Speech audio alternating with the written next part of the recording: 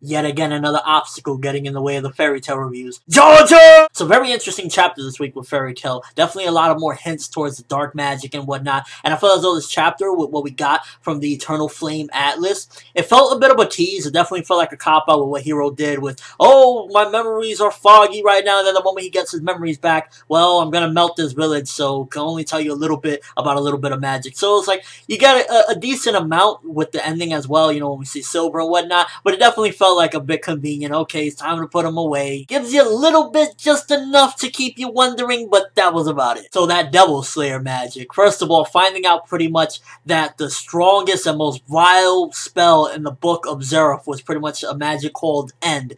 Now, I'm wondering if E.N.D has something to do with the magic that is surrounding Zeref when we saw him back in the Tenrojima arc. I wonder if it has something to do with pretty much how when he was walking, everything was dying around him. Does that have anything to do with that? And it's interesting too, because this chapter also introduces somewhat of a threat, but at the same time it's like they're kind of good in a way, because we find out that Tartarus pretty much, it seems as though they're possibly Devil Slayers. At the very least, the guy Silver is a Devil Slayer. He said he only consumes the souls of devils and demons and whatnot, and that would mean that there's some of the perfect people to go up against people like Zeref. If there were any ancestors to Silver, then there definitely would have been some people that fought against the dragons and whatnot in Zeref back in the day 400 years ago. But at the same time, they are a dark guild, so it's kind of like they seem as though they want to kill bad guys, but then they're bad themselves. And we also hear a little bit more about Igneal, which I love it whenever we hear about stuff like that, because fairy tale, I like a lot of little mysteries that we got going on, and definitely hearing about Igneal pretty much that 400 years ago, he was unable to stop the magic E.N.D, which I mean, it's obvious at this point because, you know, we see Zeref here, obviously he wasn't able to stop him in the past,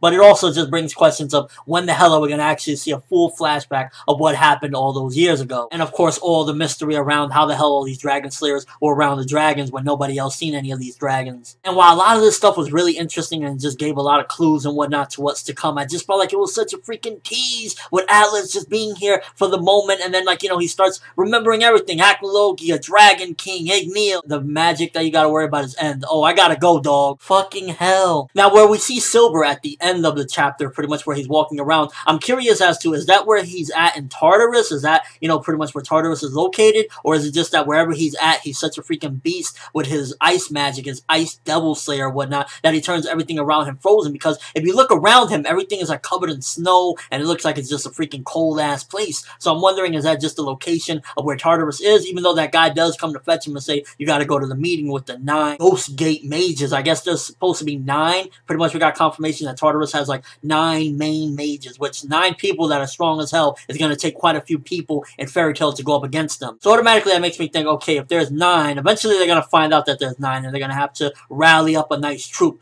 Who would be the best 9 to go up against 9 people from Tartarus? And when I say best, I mean who are they gonna rally up? Because let's be honest, throwing Lucy in there, while she's cool and all, she's not the best person to put into a fight, especially against a mage group like that. So it'd be Natsu, Erza, Gray, Lucy, Wendy, Loxus, Jubia, Elfman, Mita Jane, assuming of course Gildarts is nowhere to be found. Which, by the way, when I commentate on the art style of this particular chapter, definitely looked really gorgeous. Especially there was a page where you see the whole town after it was undone from all the ice and whatnot. Really good stuff as far as the art goes. It looked really beautiful, this chapter. Gotta give credit where it's doing. The art in this chapter just looked really beautiful. So we finally learn a bit about Tartarus in this chapter, learning about Silver and this Devil Slayer magic and whatnot. And I'm imagining, again, somebody like Zeref would probably have a tough time with this, because if this magic is specifically designed to kill demons and devils, which I'd assume Zeref and the Aknologia are kind of like at this point, then it's very conflicting with Tartarus, because yeah, they're a dark guild and they're probably a lot of fucked up shit to them, like, you know, pretty much Silver looks like a straight up murderous looking guy,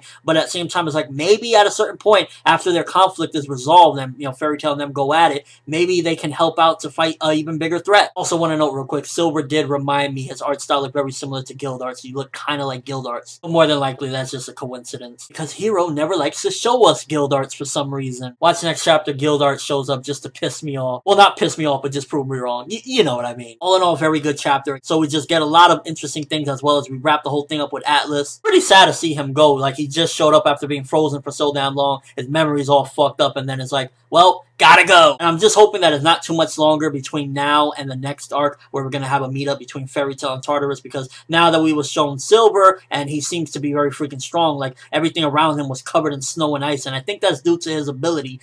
We have a clear threat on our hands. 9 to be precise. But let me know what you guys think. First of all, what do you think the E.N.D magic is? Do you think it's that thing around Zeref that was pretty much killing everything around him and making everything die? And exactly what the hell happened 400 years ago that stopped E.N.D from finishing off the E.N.D magic? Also, could you potentially see some of these Tartarus members at some given point helping out with their magic? Obviously, they're rotten, but we've seen in Fairy Tail the most rotten pieces of shit turn around and become decent, so you never know. That's all I have for this review. Thanks for watching. Hope you enjoyed. Thumbs up if you can't wait to learn more about this E.N.D magic and the struggle that E.N.D had 400 years ago, because that's the good shit of Fairy Tail. I give this one 8 out of 10. It was very good. It definitely gave a lot of interesting stuff. I'm ForneverWorld, and as always, people, have an awesome day.